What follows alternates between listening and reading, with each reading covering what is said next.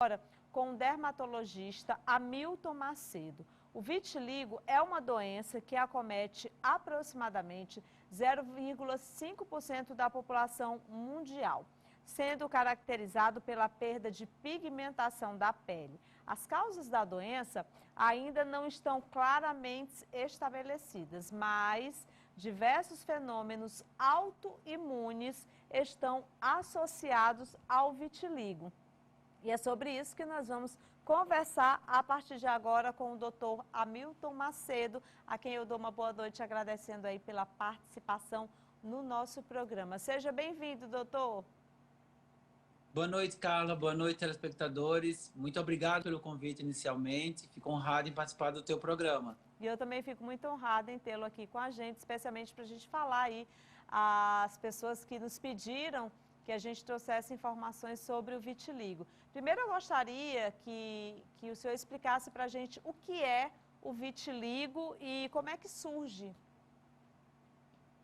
O vitiligo é uma dermatose caracterizada pela destruição seletiva de melanócitos. Melanócitos são as células que fazem a coloração da pele.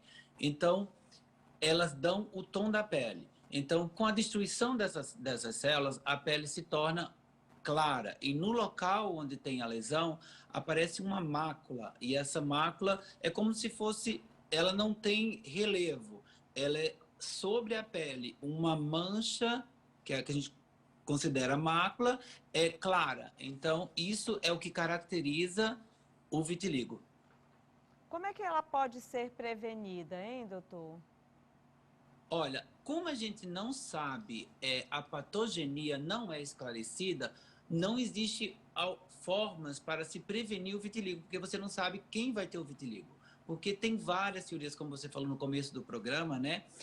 Existem estatísticas, Carlas, que mostram que até pode ser de 1 a 2% de acometimento da população mundial pode ser acometida por vitiligo. Por isso que a semana passada a gente teve o Dia Mundial do Vitiligo, para alertar sobre essa doença e principalmente sobre os preconceitos que vêm junto com a doença.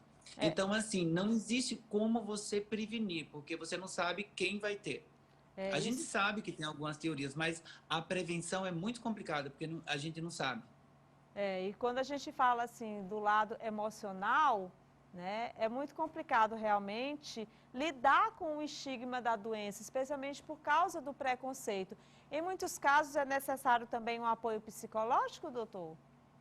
Na maioria dos casos, principalmente porque a doença, 50% dos doentes, essa doença acomete pessoas abaixo de 20 anos. Então, isso é uma estatística importante. É uma doença de criança e de adultos muito jovens. Então, a doença começa muito cedo. E se essa doença começa na infância e na adolescência, as crianças e adolescentes acabam sofrendo muito bullying, né? E isso faz com que, muitas vezes, esses pacientes necessitem de acompanhamento psicológico, sim.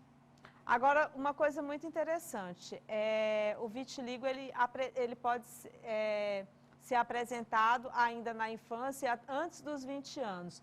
É importante os pais observarem os sinais do vitiligo para procurar logo um tratamento, logo desde cedo, porque assim, a procura por um tratamento tardiamente, ele pode piorar a situação.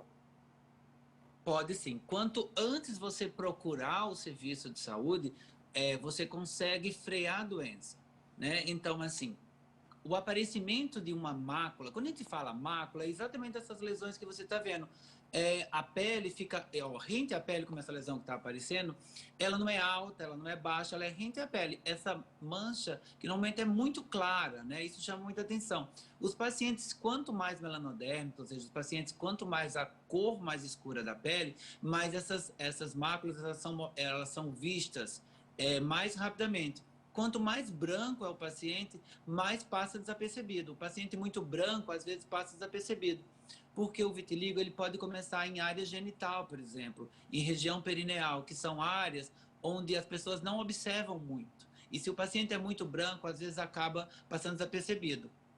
Então é muito importante esse autoexame, de você, quando está dando banho no seu filho, você olhar a pele dele, é muito importante. E já os adolescentes e os adultos, na hora do banho, é um momento onde você está passando o sabonete no corpo inteiro, é importante você examinar o seu corpo, porque você pode notar essas lesões no corpo e procurar rapidamente uma assistência médica. E quanto mais rápido o diagnóstico, melhor o controle da doença. Doutor Hamilton, como são os sintomas, hein? O Começa, sintoma... Perdão, pode terminar começa a sua pergunta. aparecendo na pele ou tem outros tipos de sintomas também? Ele pode aparecer na pele ou pode aparecer no cabelo. Quando ele aparece no cabelo, é o que a gente chama de poliose. Por exemplo, uma mecha branca no cabelo. Chama atenção, uma pessoa muito jovem com apenas uma mecha branca no cabelo. Então, isso é uma poliose, que é um sinal do vitiligo. Então, e essa mácula, né, essa mancha branca, ela não é dolorida, não tem sintoma nenhum, é apenas uma mancha, né? O que a gente tem que ter cuidado é que ela pode fazer diagnóstico diferencial com outras doenças, inclusive com uma doença muito perigosa, que é a hanseníase. Sim, Né? porque a A hanseníase, hanseníase ela também pode... não dói, né? Não, pelo contrário, no local da hanseníase, você não apresenta dor, porque quando você apresenta a mácula branca na hanseníase, você já teve uma destruição nervosa na região. Então, essa área é uma área hiporestésica, a gente chama de anestésica. Você toca na pele e você não sente. Diferente do vitiligo, que você toca na pele e a sensibilidade está preservada. Isso Agora, é o que faz o primeiro diagnóstico diferencial entre o vitiligo e a hanseníase. agora sim, doutor Hamilton, a pessoa consegue sim conviver bem com a doença, especialmente quando a pessoa é acompanhada pelo seu médico, quando ela faz o tratamento direitinho, né? O tratamento é contínuo, na verdade, não tem cura, né? Não, não tem cura. O que a gente sabe é que quanto mais precoce e quanto mais se associa a tratamentos, a associação de tratamentos é muito importante. Dificilmente se faz no vitiligo uma monoterapia, sempre se associa. Entendi. A doença oferece riscos? O risco da doença na área que é hipocrômica, né, a área do vitiligo, ela está desprotegida de melanócito, e o melanócito protege a pele da radiação do sol. Então, nessa área, se você tem uma exposição crônica dessa área do vitiligo sem aplicar o protetor solar, você pode ter lesões e, dentre elas, você pode desenvolver um câncer de pele. Nossa, então tem que ter realmente muito cuidado, né? Agora, Muito cuidado. uma das coisas que são, assim, que a gente percebe muito, e eu acredito que no seu consultório o senhor escute muito, é exatamente essa coisa do estigma mesmo do preconceito, né? Que as pessoas O têm, estigma do conceito. né? Exatamente, cara. A primeira coisa que o paciente chega, ele chega apavorado. Por quê? Porque muitas vezes ele sofreu bullying. Por exemplo, ele vai numa aula de natação e o professor fala, olha, você não pode fazer natação, que você está com micose na pele. E muitas vezes, um diagnóstico diferencial é pterias alba e pterias vesicolo, que ele também dá algumas manchas, mas é causada por fungo. Então, muitas vezes o paciente chega com a lesão pequena na pele e a gente já começa a fazer esse tratamento. Então, é muito importante tanto fazer o tratamento precoce como esclarecer para o doente. Então, a primeira consulta do paciente com vitiligo, a gente tem que ter muita calma, muita paciência, porque você tem que explicar, você tem que tirar primeiro, Carlos, o preconceito do doente. Sim. Você tem que tirar o preconceito da cabeça do doente e muitas vezes, como isso incide muito em crianças, a gente tem que tirar o preconceito da cabeça dos familiares. Uma vez feito isso, o paciente já sai mais tranquilo. Não dá para atender o paciente de vitiligo correndo da primeira vez. Você tem que ter um tempo para explicar a possível patogenia, as hipóteses diagnósticas que tentam explicar o aparecimento da doença, porque a doença é multifatorial, né? A gente tem a teoria imunológica, por exemplo, como você falou no começo do programa.